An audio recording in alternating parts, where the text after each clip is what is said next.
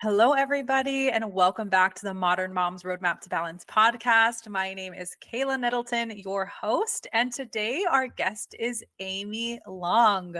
She is a wife, mom, and naval officer. After many moves, thanks to the military, it became clear that the need for a community and support system is a non-negotiable. By hosting celebrations, Amy discovered it's the best way to build community. Now she helps others learn to host stress-free parties in their home so they can build their own community.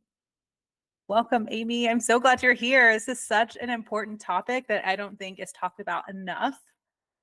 Yeah, thank you so much, Kayla. It's great to be here and on this side of the podcast mic. So I'm happy to be a guest. Yes. And with the question that I ask everybody, what is your definition of a balanced life? I think it's a few things. Kind of knowing where you need to focus and when you need to focus on it is really key. And I heard this great analogy from a blogger that I followed when we lived in England. She's a British mom. And she always said, we all feel like we're spinning plates, but you need to Mm, realize which plates are glass and which ones are plastic. And sometimes you got to let the plastic ones fall and you know that they're not going to break.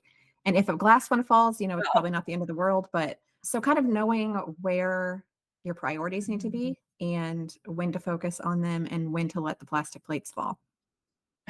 yes. No, that is a really great analogy. I've never heard that, but it makes so much sense because sometimes we're trying to balance these, quote unquote, plastic plates and the glass ones. And we're so worried about the plastic ones, but it's the glass ones that we need to focus on, like in this time or season of Right. life. Exactly. And so, you being in the military, you realized that community was super important. And like I had said just a minute ago before we hit the record button, I'm also in a military town, Del Rio. We have Laughlin Air Force Base. So this is like a hot topic for, I think, people in the military. But I also believe it's super important for people not in the military because I feel like we have become so disconnected, and COVID didn't help with that. It made us even more disconnected, and people are wanting that community aspect and craving that community aspect in their life, but they're kind of nervous of how to start that.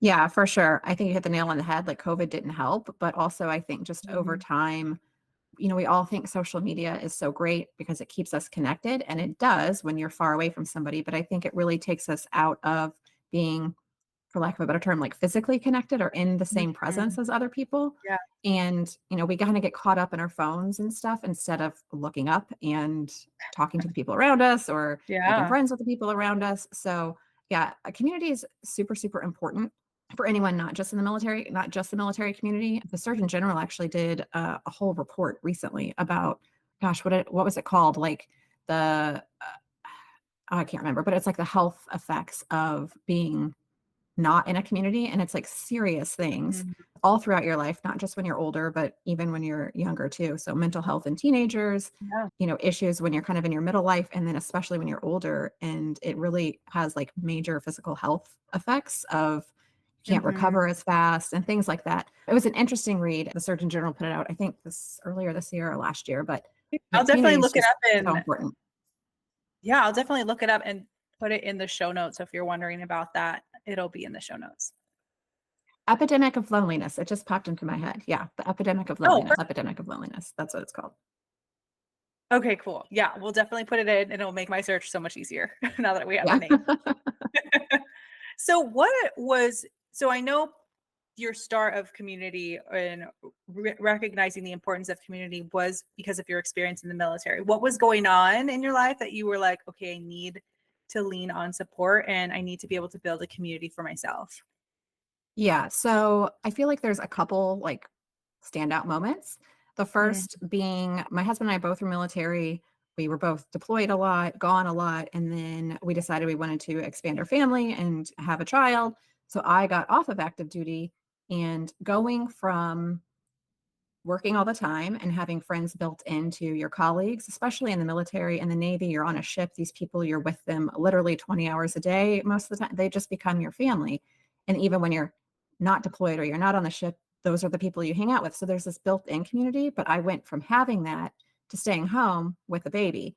And mm, that was kind of shocking to go from having lots of people around me every day, leading people, having a purpose or feeling like I had a purpose to just, I don't want Yeah. to say just, but taking care of my child that can't talk back to me and I'm by myself. Mhm. So that was really important. Or that was a big moment when I realized like I need to go find some people. And thank goodness for the Meetup app in San Diego. And I found a mom's Oh, group wow. and I met some really amazing women that, I'm still friends with today. We've all since moved and have been, all over the place, but it's crazy to Mhm. see, our kids from like 3 months, 6 months old to now they're 10.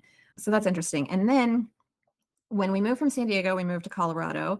And it was the first time we had lived like not really in a military area. We lived in a neighborhood kind of away from base, and none of our neighbors were in the military. And so Mm. it was kind of strange, and I was in a new place, and we didn't have this, like, I didn't have a job, I wasn't working, I didn't have that built-in community, so I realized, oh man, after like a few months of feeling really lonely, it's like I need to just go out and find some friends. And so that became neighbors, that became moms groups, that became Mhm. library story time. It became so many different things, but it was I noticed a major difference in like my mental health before doing that and then after. And so it's really important just to surround yourself with people that are going through similar things, or maybe people that are, a few stages ahead that can kind of help you through those things. But those are the two biggest moments.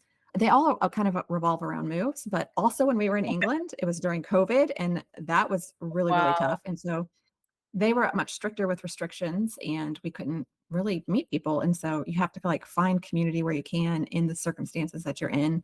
But those are some of the big standouts. And it really boils down to like having a loss of community and then a little bit of time before you realize it, and then figuring out a way to find it. Yeah. And I believe that there's many moms that are listening that have felt that loss, because many of my listeners I know either work or they took sometimes they were working before they had children. So they had, like you said, they had that built-in community. So when you go on maternity leave or you take a break or you decide maybe you're not going to go back to work for a while, that is a shock. It was a shock for It me is. too. I had my I had gotten pregnant when I was doing my master's program. So I went from being surrounded by lots of people. We had amazing conversations. My degree's in social work. So we had amazing conversations about what's going on in the world and our communities and how we can make it better, to being Yeah. alone with the baby and no conversation. Not even with Yeah. my husband, because he was working ridiculous hours. So when he was home, he was sleeping. And so that was a huge shock. And I was also new to my community. I mean, it was my hometown, but I had been gone for a while. So I didn't have any friends at that time. So Yeah. that was a shock. And I It is. know many women can have that experience. For sure. It's not a fun one to go through, but there's hope, right? You can find people no Yeah. matter where you are. So that's what you kind of need to focus on if you are feeling that way. How would you describe your like personality style in terms of extrovert, introvert? Because I know there might be some people who are listening that are like, oh, that's so easy. If you're an extrovert, it's so easy to go to those things and walk up to people and start a conversation, but it's really hard if I'm already nervous or shy. Yeah, for sure. Every time I like take a test, I'm like an ambivert, so I'm kind of both. But I will say over the years and as I've gotten older, I feel like I'm much more introverted than I am extroverted, mostly because I have had instances where I've kind of been burned by friendships, or we've had like a falling Mhm. out, or a situation happen and it's like you don't really click with that person anymore. And so I think over the years I've almost become a little bit more guarded in approaching people or trying to have like a Okay. deep friendship Mhm. or relationship with them. But it really does start by like a very simple thing and that you don't have to be nervous about. You can say hi to somebody. One that I've heard over and over and over on my podcast, when I ask that question of like, how do you start these conversations? People will say they Yeah. like compliment somebody. So like, oh, I really like Mhm. your haircut, or oh, I love that shirt or whatever. And it like spurs a conversation that then you can maybe go deeper. And I also think like kind of sounds a little creepy, but if you are at the same place multiple times and you see the same person at that same place multiple Yeah. times, like you know that you're both there at the same time. You both have an interest in that place that you're at. Like that should be Mhm. the foundation enough to just say hi and start a conversation. But I think a fallback, if you are nervous about anything, just compliment somebody on something because everybody, like, who doesn't want to receive a compliment? So, and Yeah. that's an easy thing to do even if you're nervous. That was actually the first thing that popped into my mind when you're like, I always ask this question. I'm like, oh, what would I say? And you said it. Because Yeah, it's easy to just like compliment. And this is not to say that you're being disingenuine, right. but it's just a icebreaker conversation starter. And if you're brave and like you said, if you're seeing someone multiple times in the same place, they're going to the same stuff. Maybe they don't have the same interest, but it's like you're pushing your child into that interest, or it's library story time. You can just go up to them and say, hey, I've seen you here a couple times. I am wanting to start friendships with someone. Do you want to grab coffee someday? Yeah. That's kind of like a higher level. Like it's being a little bit more vulnerable because you're letting them know you're actively searching for friends. Yeah, it is. And that does take a lot of bravery. I know people always compare like adult friendships to dating. And like when you are dating, you have to ask people out to do stuff. When you want a friendship with somebody or you want to like go deeper in that friendship, you have to ask them to do stuff. You have to like be willing to take the risk and be vulnerable. But I have found that when you are vulnerable, it really opens up the relationship and the other person can relate a lot better and they feel more comfortable because they realize, oh, this person just like did something kind of out of anyone's comfort zone and was brave to do this. That puts me at ease. I can be like myself now, or I can be a little bit more vulnerable too and say, oh, I'm having a really bad day or whatever. So being Mhm. vulnerable is huge. And that, that doesn't mean that like you're weak or anything. It just means you're open. And if you can show that openness to others, then it's probably going to be received really well and be reciprocated. Oh yeah. I had joined or I went, I haven't I've only been one time. So I went there's this runners group here and there was a woman who had posted and was like, we're going to do a women's run at this time. Y'all are welcome to join. And so I went and it ended up being all moms and it was amazing. The conversation was great. We all clicked really well.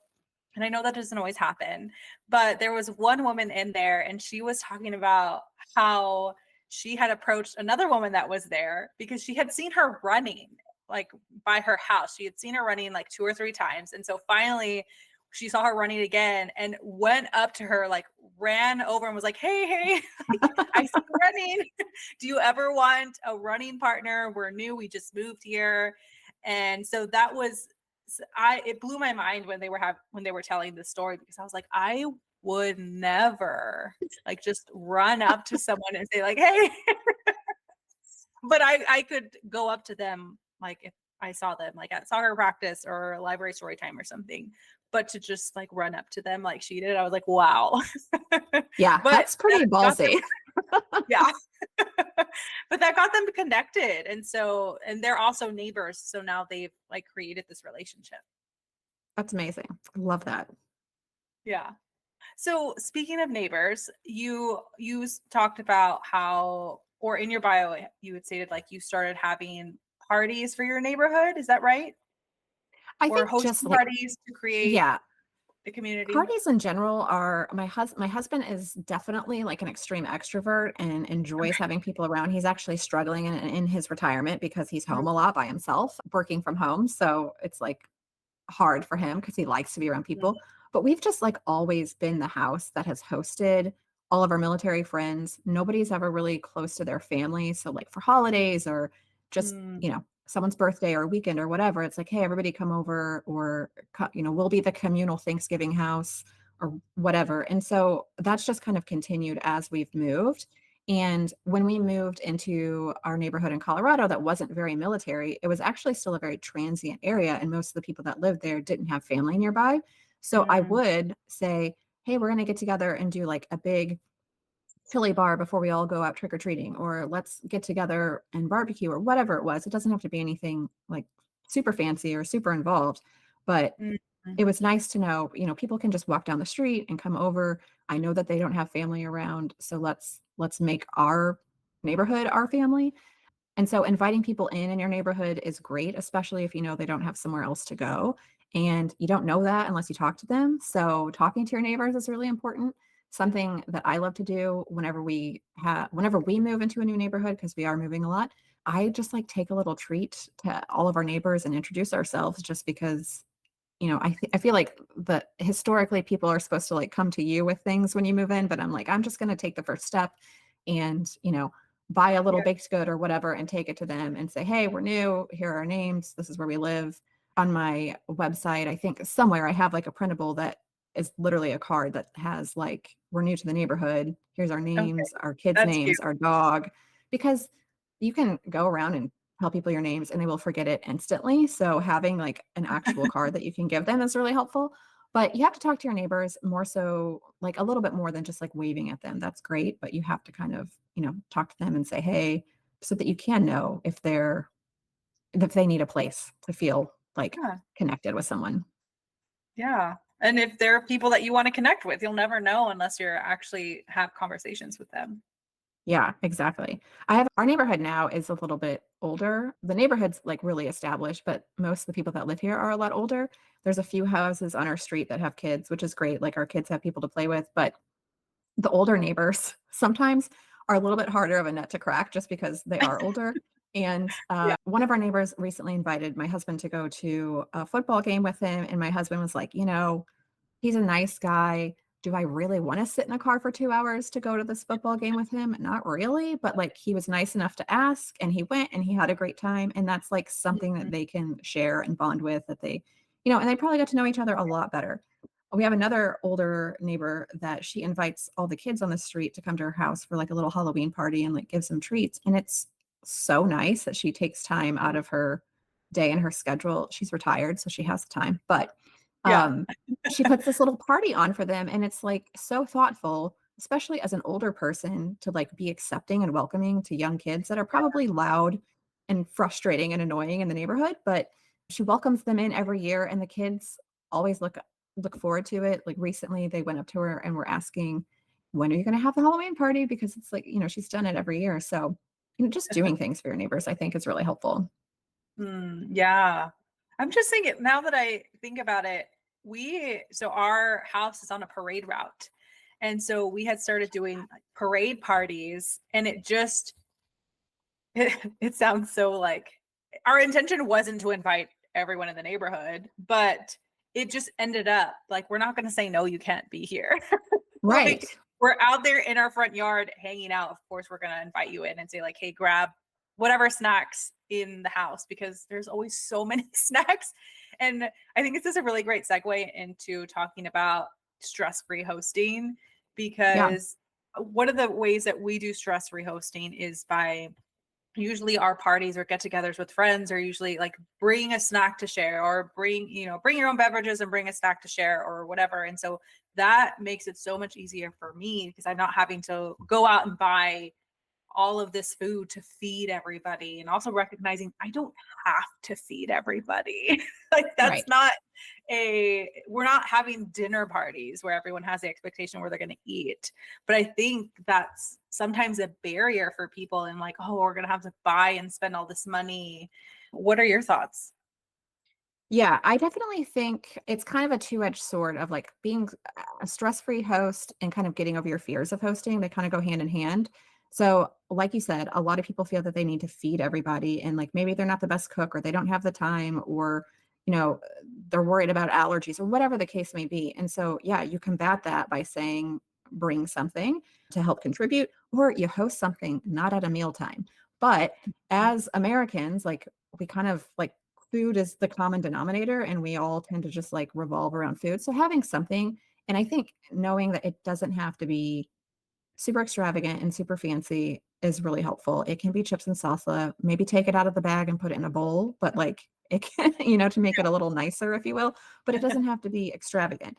But hosting at a different time, asking people to help contribute, or if you are hosting a meal, like there is no shame in getting things pre-made or catered from somewhere, or you go to Chipotle and you Yeah. get a big family pack or whatever it is, it doesn't have to be extravagant, but realizing like this isn't my strong suit.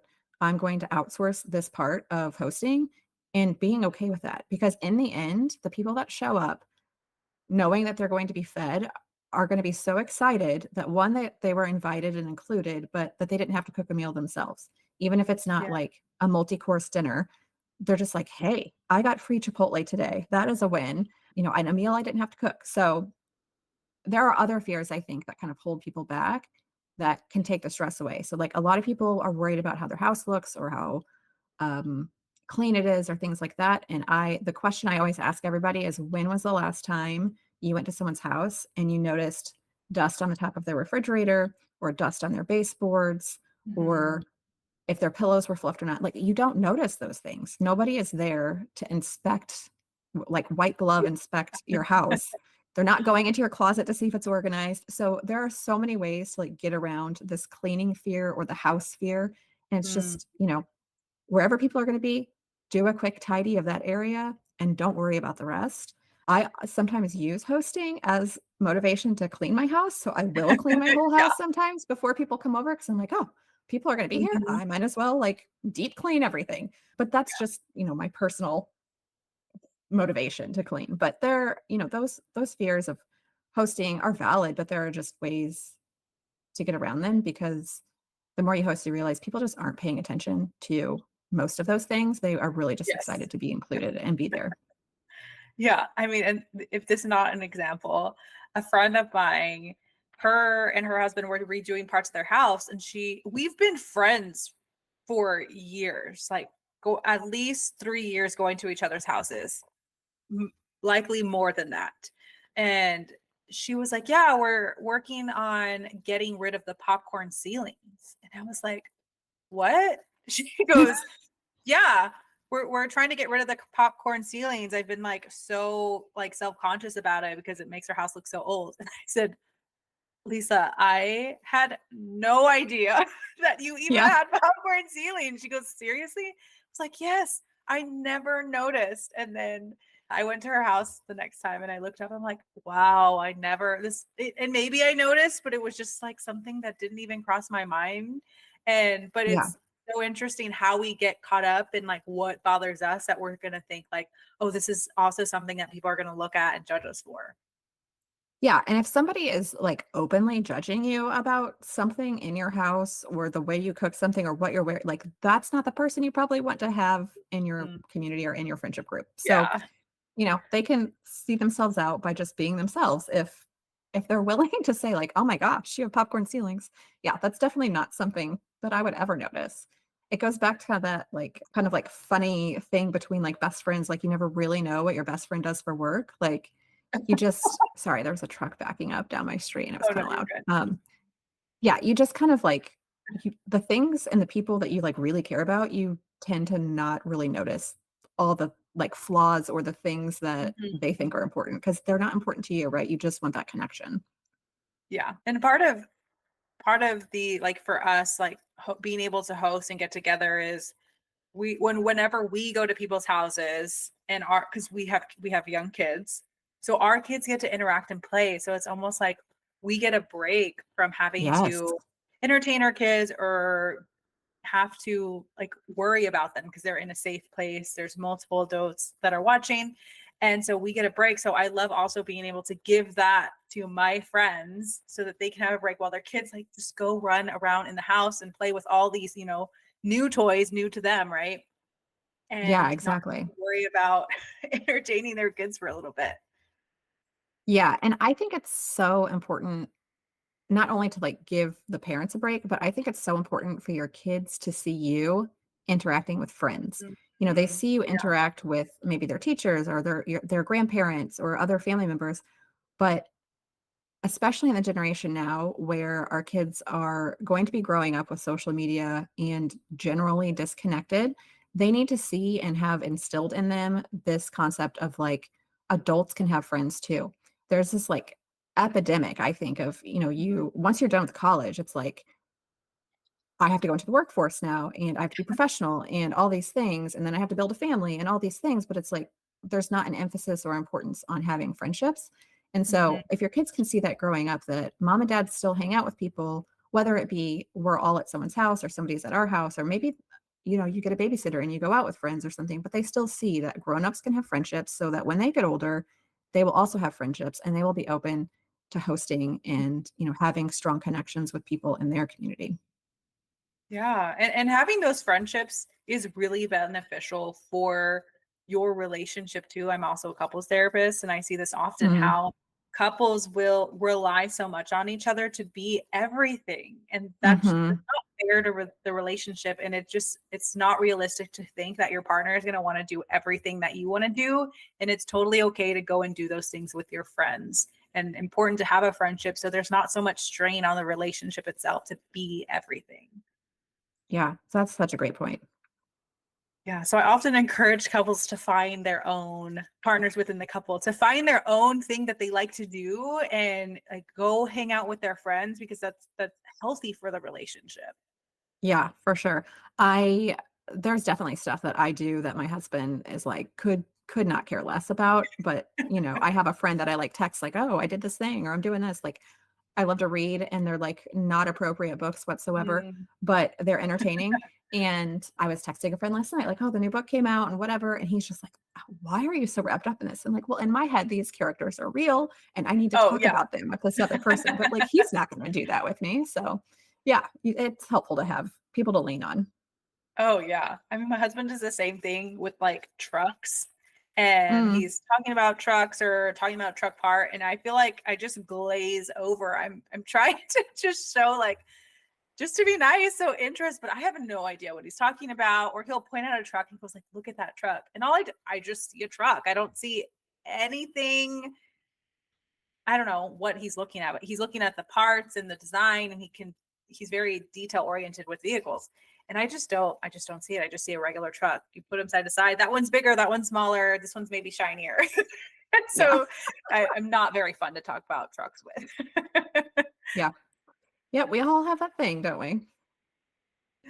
So with the kind of going back a little bit, I'm really glad that you shared how you've had falling out with friends or kind of, drifted away from friendships because that's something that does happen. And I think that's part of a fear of why some people may not approach people is like, what if we don't connect or what if I don't really like that person? And that is part of the reason why you approach different people is because it's similar to dating, like you said. You have to kind of get a feel for this person and try and see if there is a connection to further the friendship or not. And just because you get one coffee or go to lunch with someone doesn't mean you have to do it again. Right. Yeah, I think giving yourself that permission of like, I tried once or I've tried multiple times and like it's just not clicking, giving yourself permission to say, I don't need to keep forcing it. And Mhm. I think the best way to handle it is just kind of like phase it out. Like Yeah. maybe it was like a weekly date and now it's like, well, I can't meet this week, like maybe next week. And then those weeks get further and further apart. But yeah, we've had situations where a situation happened with a friend and it just wasn't it wasn't meant to be. We weren't supposed to like stay friends. And thankfully, both Mhm. of those times that happened, it was toward the end of our period of being in that place and we were getting ready to move. Like looking back, I'm so grateful for that because it would have been harder to have stayed in those communities because we did have a lot of mutual friends and know that other people are getting together and you're not going because you just don't get along with this other person. So Yeah. the military moves have helped in that case. I know that's not the case for everybody, but like you said, like it takes a few tries to like see if you click with somebody. And typically I think pretty quickly if someone is like your type of person or not.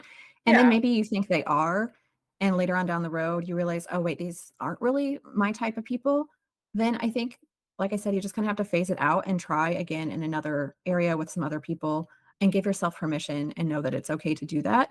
And Mhm. if there's backlash there, I think you just have to be open and honest and say, like for my personal mental health or well-being or my family's or whatever, like this relationship isn't what I thought it was going to be. I'm trying to find a deep friendship with people that I can do XYZ with, and Mhm. that doesn't really seem to be us, so I'm going to try and find it somewhere else. And like that's a hard conversation to have, but I think what will happen is like you will eventually be happier because you had it, and you will probably show those other people that you're phasing out from, oh, this can happen, or whoa, that's impressive that somebody is taking that stance and like, Mhm. setting their boundaries and moving on. And then in the future, if they need to do it too, they can because you've shown Yeah. them that it's possible. Yeah. And also recognizing like not every friend that you have has to be on the same level. So you might have, Yeah.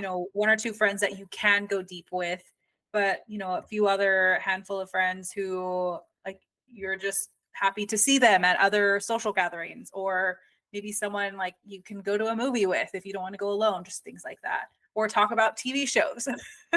Yeah. They don't all And have to that's be the same. yeah, that's something that I think I've had to kind of like realize over time because Mm, early in our marriage and early in my career, when you are with the same people all the time because you work with them, everybody has like a really deep mhm. connection. And Yeah. then as I got out of the military and we've moved and we've been in different communities, it took me a while to realize not every friend has to be my best friend or somebody that I can text with multiple times a day or things like that. And especially now when we're not really and we're definitely not in a military area. My husband is now retired. I only do military kind of part-time now.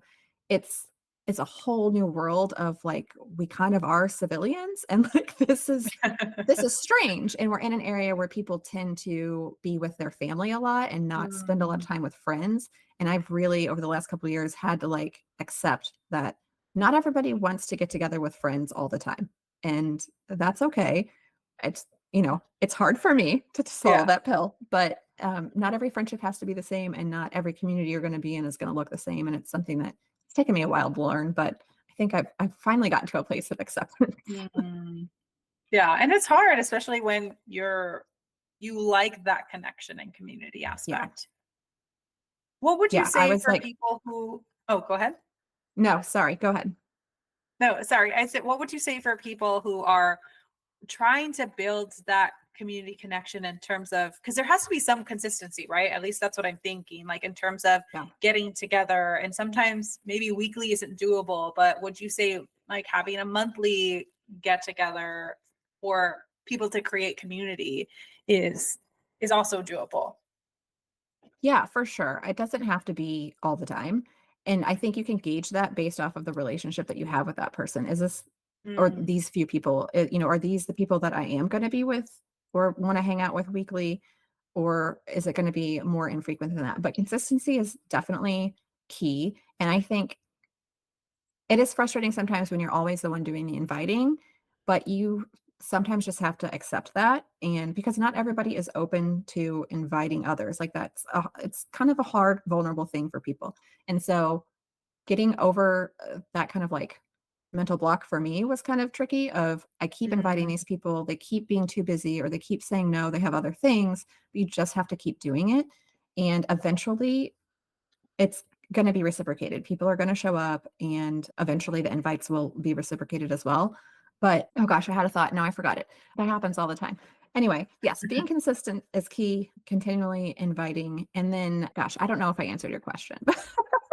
no, you're Sorry. good. No, you did. So just it doesn't have to be all of the time. Just Right. continue to invite people, and sometimes you have to accept that you are going to that's going to be your job is to like you're that person to gather people. Right. I remember what I was going to say.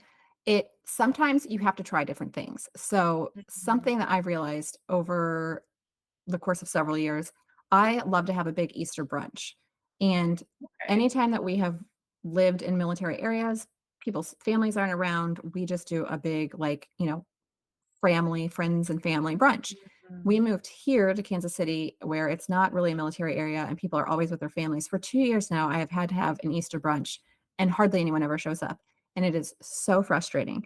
So after crying 2 times, I realized I needed to Mhm. change this up and do something different. So this next Easter, I am going to do like the Saturday before or the weekend before or something like Okay. that. So you're just adjusting times to make it Mhm. work because if you do try to invite people multiple times to like the same thing and just doesn't really ever seem to work Yeah. out, then maybe you need to adjust something, whether that be the timing of it or the group of people or whatever it is, so that you can build that community.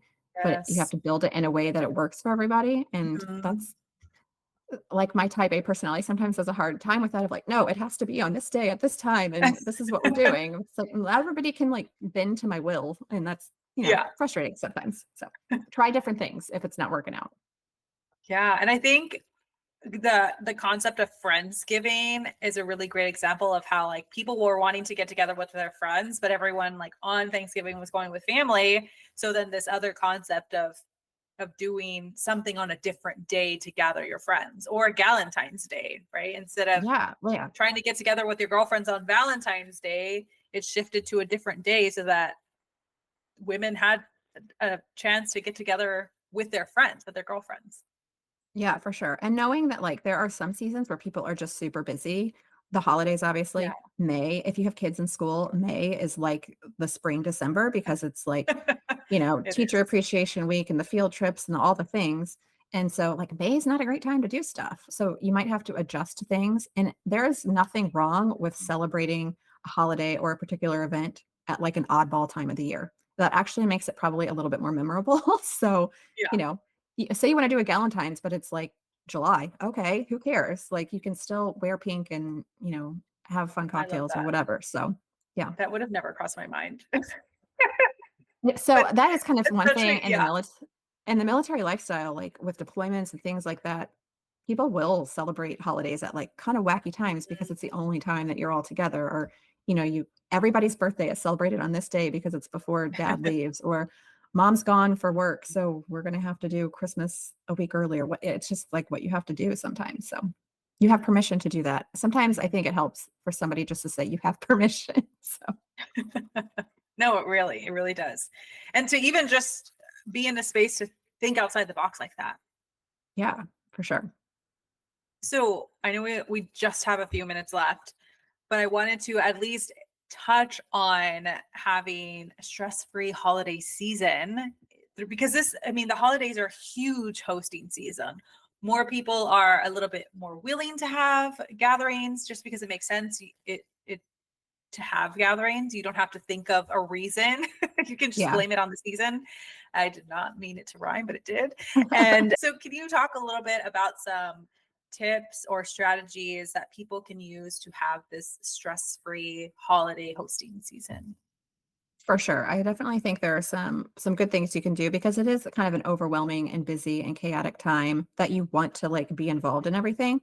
So I think the first thing you have to do is really like set your priorities for the season. Like this is a perfect time if this airs in September, early October, because it's the I'm going to perfect bump time to it up kind of so it like does. yeah.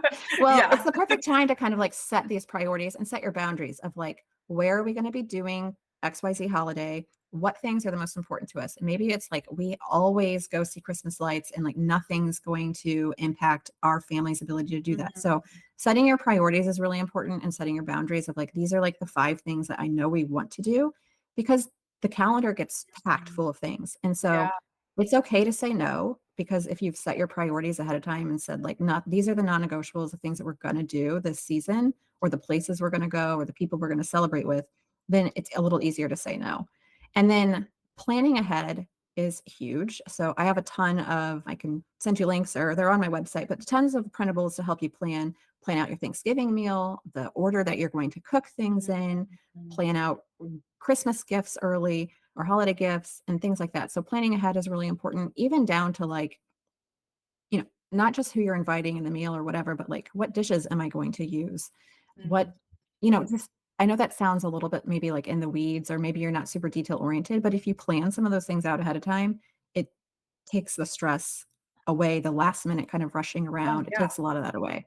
So setting Yeah. Start. your boundaries and planning ahead are huge for the holidays. Yeah. Like start, creating your Pinterest board now Yeah. instead of waiting till like 2 weeks before you're trying to go somewhere, trying to do something. Yeah.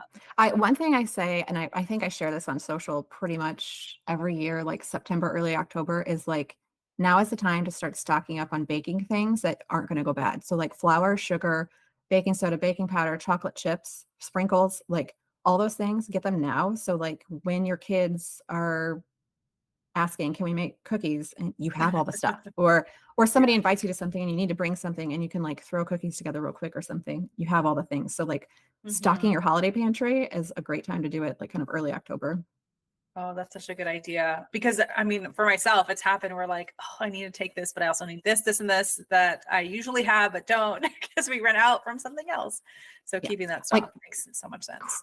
blocks of cream cheese in your fridge because like what dip doesn't call for cream chease? Like you Yeah. just throw it in anything. Oh, Yeah. yeah. Not the healthiest, but makes a great dip. So Yes, yes. And also if you see those like those jellies that you throw on top, like you can get them now too. Just some like yeah. stock up on some of your favorite because I know I have some like favorite ones. So having a couple of those to take, like you said, like it's a good idea. Yeah. Or even stocking kind of like generic hostess gifts, I think is always great. Mhm. The candles, a bottle of wine, those kind of typical things.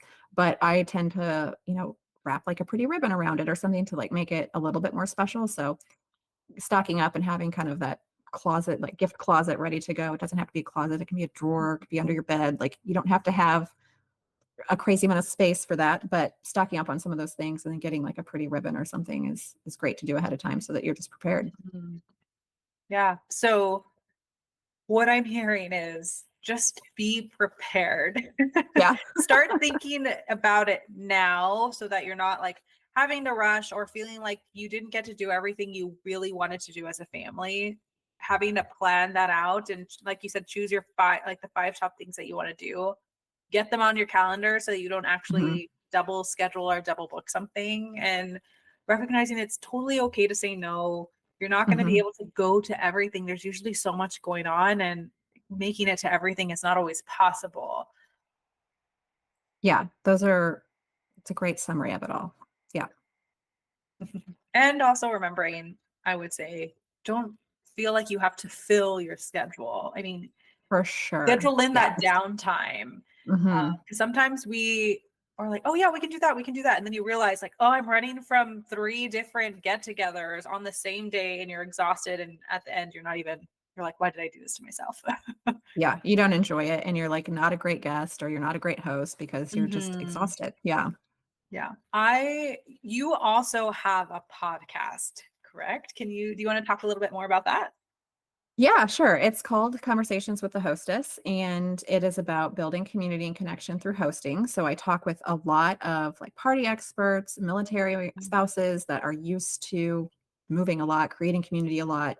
And, we talk about how best to do that wherever you are in the world and whatever season you're in, and give you lots of great advice and encouragement to kind of just make it work for you so that you don't fall into that epidemic of loneliness and you've got Mhm. people around you that can support you.